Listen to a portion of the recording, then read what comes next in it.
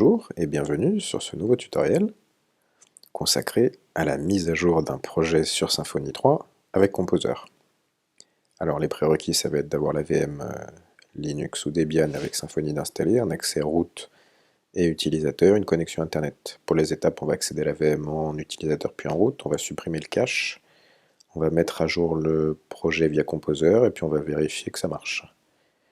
Alors, en ce qui concerne Symfony, donc il y a eu une mise à jour le 3 mai, donc sur la version 2.8.5 et 3.05, mais on peut se rendre compte aussi quelques jours après qu'il y a une grosse release, enfin une petite release justement qui est faite sur toutes les versions, la 2.3.41, la 2.7.13 et la 2.8.6 et la 3.0.6 donc, suite à deux CVE en fait, le 2016 44.23 et le 2016 24.03. Donc du coup, c'est pour ça qu'il est important de ne pas mettre à jour trop rapidement votre projet Symfony. Quand il y a un patch qui sort, il est plus intéressant de laisser quelques jours entre le moment où il est sorti et le moment où vous commencez à vouloir le mettre sur vos serveurs de dev, pour ce genre de problématique en fait. Un bug comme ça qui est remonté par les utilisateurs et qui est corrigé dans la foulée par l'équipe de Symfony.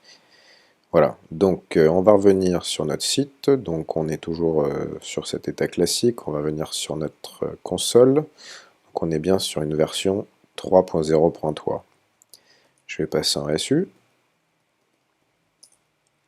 donc là je vais aller dans var cache, je vais faire un rm-r de étoile, je vais aller dans session, je vais faire pareil, je vais aller dans log, je vais faire une commande très dangereuse rm étoile en route. Bien être sûr d'être sur Home Web User W Symfony var log, sinon c'est la catastrophe.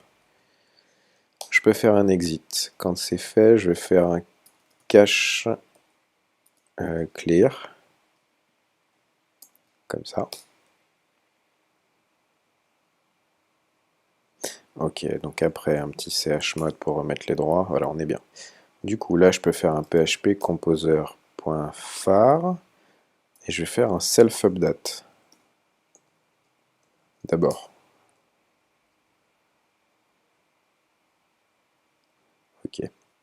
Une fois qu'on a fait ça, on peut faire un php composer.far, -3v pour avoir le verbose amélioré, et on peut faire juste un update. Si on fait ça, on update tout le projet, et toutes ses dépendances. Les dépendances, je vous rappelle qu'on peut les retrouver dans app kernel, ici, les bundles utilisés par Symfony. Donc là, on peut voir qu'il y a le ascetic bundle, qui est quelque chose qui est en plus, qui est plus utilisé de base. Ensuite, on a toujours le composer.json, où on a les requires, ici. Donc voilà, le ascetic, il est là. Ça, tout ça, ce serait de base. Donc bah, du coup, un petit php composer.far, -3v, update. Donc il va lire sa liste, il va récupérer les packages.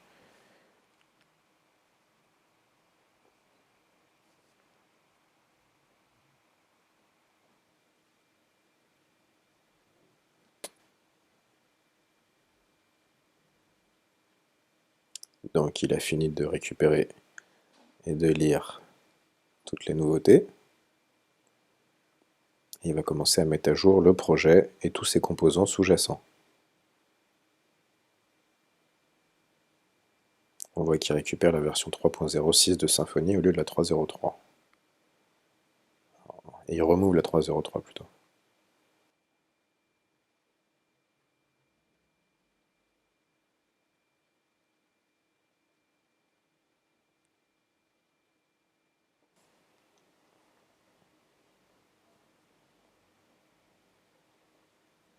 Donc voilà, il arrive sur la fin. Voilà. Donc, est-ce que ça s'est bien passé? Si je fais un php bin console, j'ai toujours ma console. Si je fais un -v, je suis bien sur la 3.0.6, donc c'est pas mal. Si je vais regarder le composer.json, J'ai toujours à peu près la même chose. Donc ça reste pas mal. Du coup maintenant, est-ce que le projet est toujours fonctionnel? Donc il va régénérer le cache, donc ça met du temps, c'est normal. Donc voilà, il se charge 3.0.6. Si je vais vérifier le site, donc il régénère le cache, ça met du temps.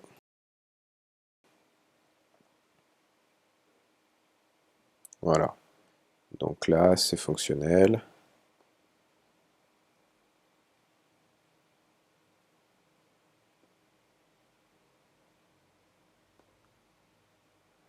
Ok, bon, ça tient. On a toujours le profiler. Donc on est pas mal. Voilà pour ce petit tutoriel.